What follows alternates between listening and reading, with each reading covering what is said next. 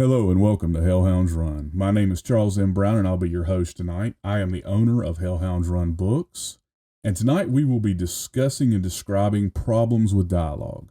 Now, for those of you just tuning in, this podcast is for writers and fans of indie books, and hopefully if you are a writer or a fan, you found me on your favorite platform or pretty much everywhere. If you're not a writer, not a fan of indie books, maybe we can convert you. Come over here to the dark side. You know, maybe we'll inspire you to write that novel everybody always wants to write. Maybe we can give you some insights into other indie books, which is one of the goals of the podcast moving forward. I am a self-published indie author. If you've listened to podcast 2, you kind of have an idea of why I went the self-publishing route. There's nothing wrong with any of the routes. It's highly subjective to what you want and what you want to get out of it. So we're open to all ideas here on stuff like that. The purpose today, as I've said, is to discuss and describe problems with dialogue. And hopefully this will help somebody, or hopefully it'll even, inspire somebody to write. That would be a great thing to have somebody pop up big and go, yeah, that dude over at Hellhounds Run, he inspired me. I wrote because he said something on this podcast. Man, that would be awesome.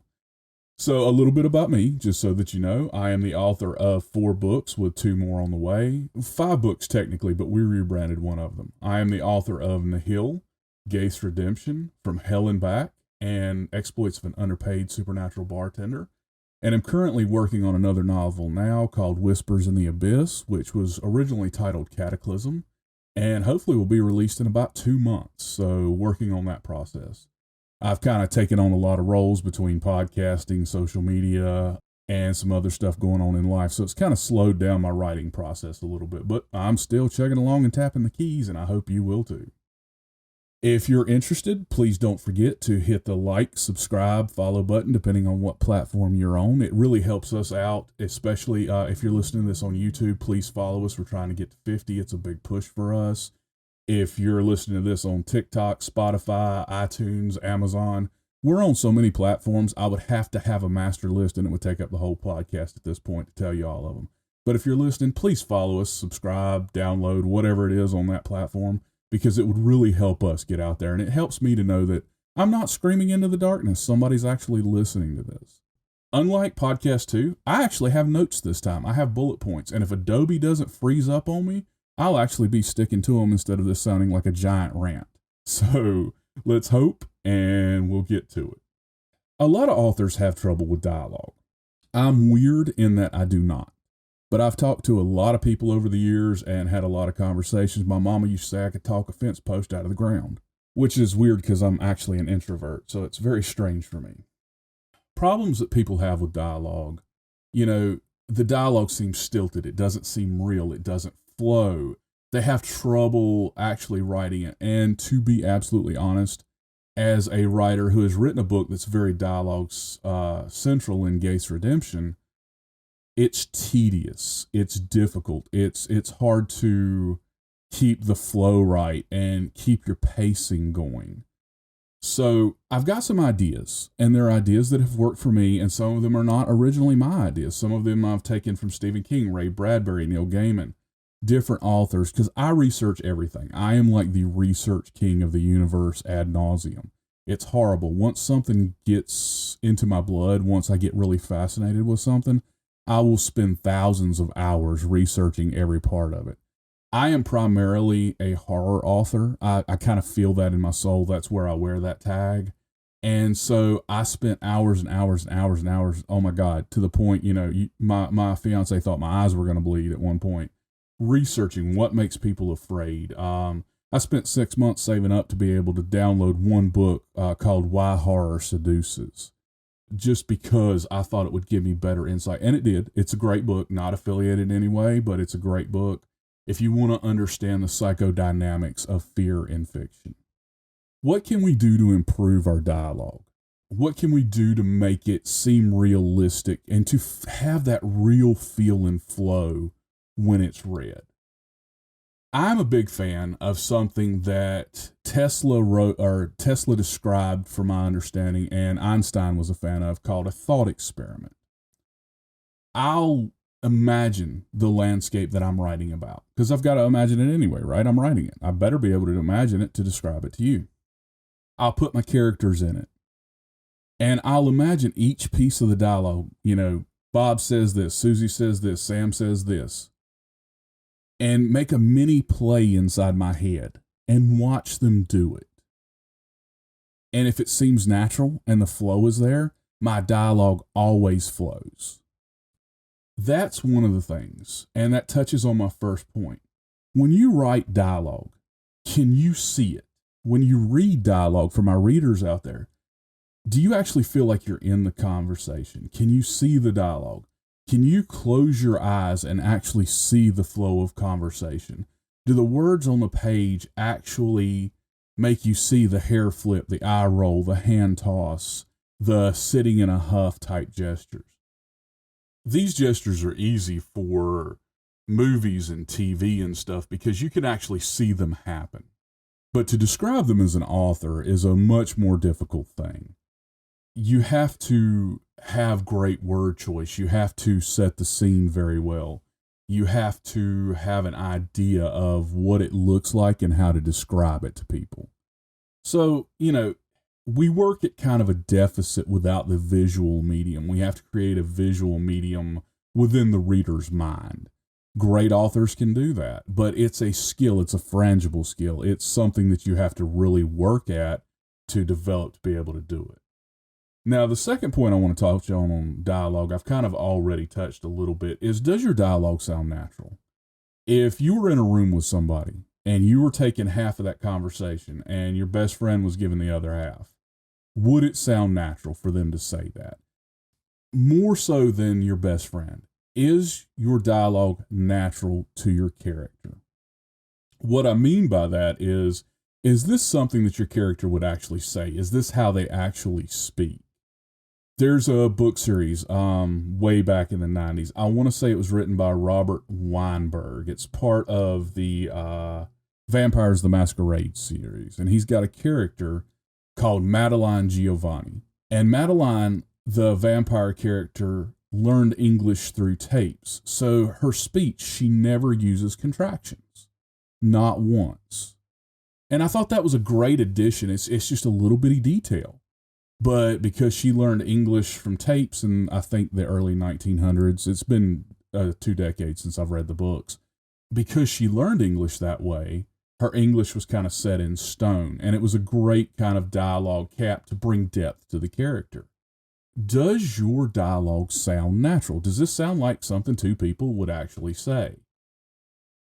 One author, and I'm not going to quote it because I don't remember who it was. I've listened to so much and done so much over the years. He said that he kept a notebook, and whenever he would have a conversation, he would jot down little things the person would say, not to quote them in the conversation, but to figure out how they would say something. And I thought that was a great way to put it.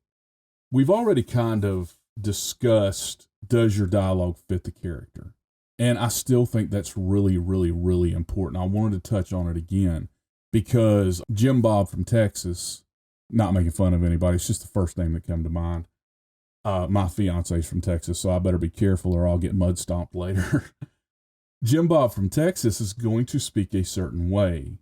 Giovanni from Italy is going to speak a certain way. So does your dialogue fit the character? I'll stop beating that metaphorical horse there, but it's very important. It really is to make your characters believable. The next thing is, does your dialogue actually move the story forward? We've all read books.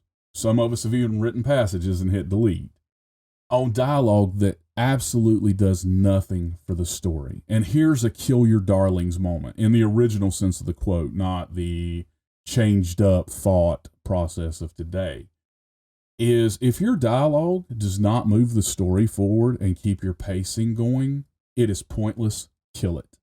It does no good. It will bore your readers. As readers, all of us who are writers had better be readers, so we're the ultimate fan people. If your dialogue is not moving it forward, what is the point of it?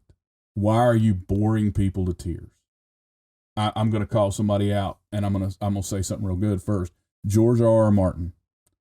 The man is an amazing author. He has an amazing brain. He can tell amazing stories. I cannot read his books. I can't even get into the TV series because his pacing takes so long. His dialogue will move the story forward. That's the great thing. But he just takes so long to get to the point that my addled brain cannot sit there that long. Great author, amazing author, not trying to take anything from him, not trying to criticize him. I'm describing my personal challenges with his work because it just takes too long. Have your dialogue move the story forward. I don't need, not signaling anybody out, this is just the idea that comes to mind. I don't need 1,000 words of inconsequential conversation between, Joe and the bus driver.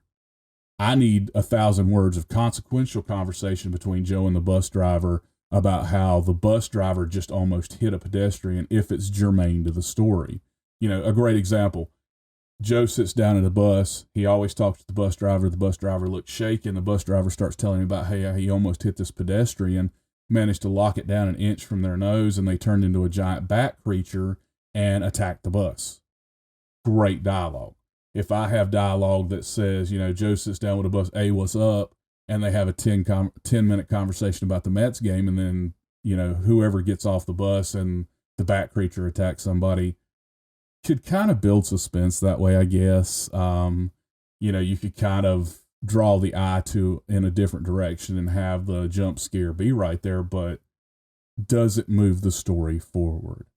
And to me, if the dialogue doesn't move the story forward, what's the point? So, different ideas, different thoughts, and there's different ways to use dialogue. So don't think I'm ruling any of them out. It's just make it have a point. Make it make sense. A recent author friend of mine, Alexandra Shaw, who writes some really good romance books. If you ever get a chance to check them out, you should check out her TikTok, stuff like that. I want to give her a little shout out there. She made a TikTok post recently talking about having Google, if you type in Google Docs, and I think Word has the functionality and stuff like that, have it read your text back to you. Now, the voice will not be of good quality. It will be stilted and dead, but you can kind of get a flow from that. I have tried it. I cannot get Google Docs to do it, but if she said it on her TikTok, I kind of believe somehow you can get it to do it. As if you've listened to any of my podcasts, I am not good with technology, so it's not really any surprise that I can't get it to do it. I remember somebody way back telling me that Word could do this as well. Work with your different word processors, whatever you're using, and play your dialogue back and see, if it feels right, if you can get the thing to work. Between my computer and all the other computers I've used, I have real trouble with getting them to do anything other than laugh at me incessantly. At the end of the day, and this is going to be a shorter podcast because I'm trying to just kind of limit their length and get to the meat instead of me going on to a rant about the publishing agency. My fiance listened to episode 2 and she said, it was a good podcast, maybe 8 out of 10, but you were a little ranty. And I'm like, okay, I can see your point, but the app crashed twice. My notes got jumbled. It is what it is. I take full responsibility. But I wanted this to be more of a meat of the matter type podcast, not a lot of fluff this time and not a lot of my personal opinions. So if you have any ideas for moving dialogue forward, if you have any ideas, any tips or tricks that you use, come to one of our social media platforms. Come to TikTok, come to Facebook, come to Instagram, we're trying to stay away from X because it doesn't work right now. It's glitching for us real bad. Come to, our YouTube or any of them that I haven't mentioned. And, send us a message. Talk to us about it. Give me some ideas. I'll host it on the show and I'll give you full credit. If you are an author, a indie author, an editor, a book reviewer, a publisher, anything like that, and you'd like to be hosted on here and us discuss different things, please send me a message. You can find our links at hellhoundsrun.com. You can contact us on our social media platforms. Give me a shout out. Let's see what happens. We'll sit down and talk about it. I'd love to have you on the show. I'd like for this to become a platform, not just for me to offer writing tips and eventually open a sister channel to record some of our smaller stuff as creepypastas. I'd like to get this out there as a way to promote other indie authors, as kind of a way of giving back. I'm very fortunate. I have published 4 books in about 7 months. I've sold about 60 books, and most of those being direct sales, which 60 books doesn't sound like a lot, but in your first 6-7 months with no marketing budget, zero, not $1 spent, with no experience marketing, which is a bigger key, and without a lot of the inside tips and tricks, 60 books ain't bad for the first 6-7 months. We're hoping to make 100 books by, I think it's June, May or June, not sure. I'll ask Grim, she'll tell me. She's good about that stuff. Come to Hellhounds Run. If you like this, if you're interested, don't forget to follow, share, subscribe, whatever it is on the platform that you're listening to, because we're pretty much everywhere. And, come to hellhoundsrun.com. Check out my books. You can read the first chapter of each book for free. You can sign up for our newsletter. We would love to have you as a subscriber there. We're going to be offering more bonus content soon on the website. We tried to do something with Patreon, and they're being very difficult to work with right now for us. So we may be hosting all of our bonus content on the website for subscribers and for fans of my work and for fans of this podcast. And hopefully in the next month or two, I will be rereading some of my other short stories as creepypastas, which is how all this started. I wanted to get into making creepypastas, and it just ballooned from there. So, all that stuff might be on the website as well. So come join us, hellhoundsrun.com. And, I'll quote the famous Southern radio announcer. That's hellhoundsrun.com, hellhoundsrun.com. Yeah, you didn't need that anymore, and I needed to say it, and it's kind of embarrassing. But, come join us on whatever you're listening to on your social media platforms. Come follow us. If you're on YouTube, please come to the channel, Hellhounds Run. Hit that subscribe button. If you don't do anything but hit the subscribe button, it would help us out tremendously. And I'm not above begging, as you can hear on the radio. So listen, I'm going to wrap it up for today. I got lucky and Adobe only crashed once, so I'm going to take the win on that and run. But y'all have peace in your soul. May the sunshine shine on you. May you have a good day. Hopefully this podcast has made you laugh, inspired you a little, maybe even made you think. And we'll see you back for episode 4 shortly. Y'all take care.